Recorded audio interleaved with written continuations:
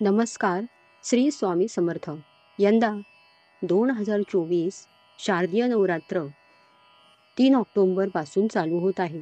अश्विन शुक्ल प्रतिपदेच्या दिवशी म्हणजे 3 ऑक्टोबरला गुरुवारी नवरात्रारंभ म्हणजे या दिवशी घटस्थापना होणार असून या दिवशी ब्राह्ममुहूर्तापासून म्हणजे पहाटे 5 वाजल्यापासून ते दुपारी 1 वाजून 45 पर्यंत कोणत्याही वेळी घटस्थापना करून नवरात्रातील पूजन करता येईल.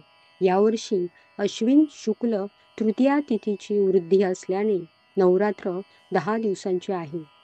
दिनांक 7 ऑक्टोबर रोजी ललिता पंचमी असून दिनांक 10 ऑक्टोबर रोजी महालक्ष्मी पूजन आहे, म्हणजेच घागरी फुंकणे असे म्हटले जाते. दिनांक 11 रोजी महाअष्टमीचा व नवमी हे उपवास एकाच दिवशी असून दिनांक 12 ऑक्टोबर रोजी शनिवारी नवरात्र समाप्ती आणि दसरा आहे.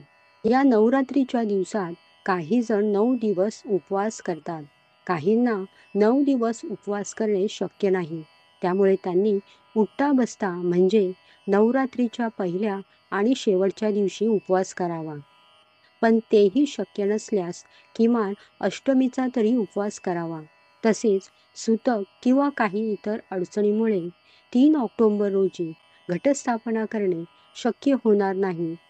त्यावेळी सुतक संपल्यावर 5 ऑक्टोबर किंवा 8 ऑक्टोबर, 10 ऑक्टोबर किंवा 11 ऑक्टोबर रोजी या दिवशी या कोणत्याही दिवशी घटस्थापना करावी व 12 ऑक्टोबर रोजी नवरात्र समाप्ती करावी. महालक्ष्मी पूजन म्हणजे घागरी फुंकणे.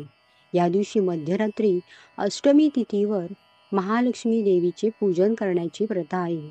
अशी अष्टमी 10 ऑक्टोबर रोजी मध्यरात्री आहे, म्हणून त्या दिवशी महालक्ष्मी पूजन करणे फार महत्त्वाचे आहे. तर 11 ऑक्टोबर रोजी दुर्गाष्टमी आहे. या दिवशी अष्टमी दुर्गा मातेचे नवचंडी अष्टमी पूजा केली जाते. तसेच 12 ऑक्टोबर रोजी विजयादशमी म्हणजे दसरा आहे. हा दिवस 3.5 मुहूर्तापैकी एक म्हणजे दसऱ्याचा हा दिवस अत्यंत शुभ मानला जातो. या शुभ मुहूर्तावर अनेक लोक आपल्या नवीन उपक्रमाचा आरंभ करू शकतात.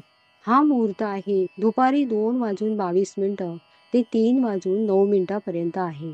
अश्विन शुद्ध दशमीला विजयादशमी म्हणजेच दसरा साजरा केला जातो.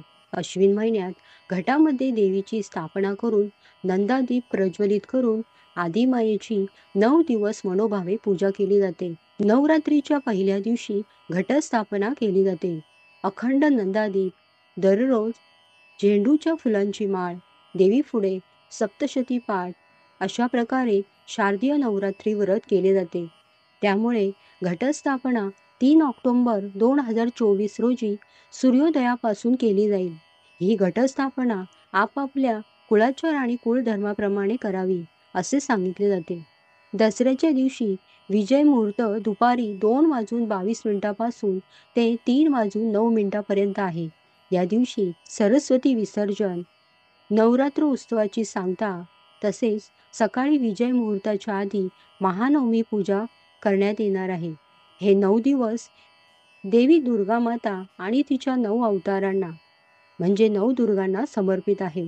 या प्रत्येक दिवशी देवीच्या नवीन अवताराशी संबंधित आहे. आता आपण जाणून घेणार आहोत घटस्थापना कशी करावी.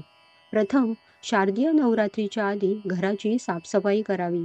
त्यानंतर घटस्थापनेच्या दिवशी लवकर उठून स्नान करून स्वच्छ वस्त्र परिधान करावे. मंदिर स्वच्छ करून गंगाजल शिंपडून शुद्ध करावे.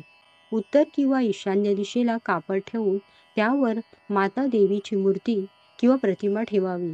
तसेच कलश स्थापनेसाठी एक मातीचे भांडे घ्यावे. त्यानंतर त्यात सप्तधान्ये घालावी. याशिवाय तांब्याच्या कलशात शुद्ध पाणी आणि गंगाजल टाकावे. कलशावर धागा बांधावा. त्यावर कलशावर कुंकवाने स्वस्तिक काढावे. तसेच कलशात अक्षता, सुपारी, हळदी कुंकू आणि नाणे टाकल्यानंतर कलशाच्या काठावर 5 विड्याची किंवा आंब्याची पाने ठेवावी. त्यानंतर नारळावर लाल कपडा बांधून कलशावर ठेवावा किंवा कलशास तो गुंडाळावा. हा कलश माता दुर्गेच्या पूजेसाठी स्थापित करावा. पूजेनंतर तो 9 दिवस देवीच्या समोर ठेवावा आणि त्यासमोर अखंड नंदादीप लावावा. विधिवत देवीची पूजा करावी, फळे आणि मिठाई अर्पण करावी, तसेच दुर्गा सप्तशती पाठ करावा. शेवटी आरती करून प्रसाद वाटावा. या नवरात्रीच्या 9 दिवसात देवीच्या 9 रूपांची पूजा केली जाते. या 9 दिवसात देवीची मनोभावे पूजन केल्याने आपल्या जीवनात सुखसमृद्धी येते. श्री स्वामी समर्थ.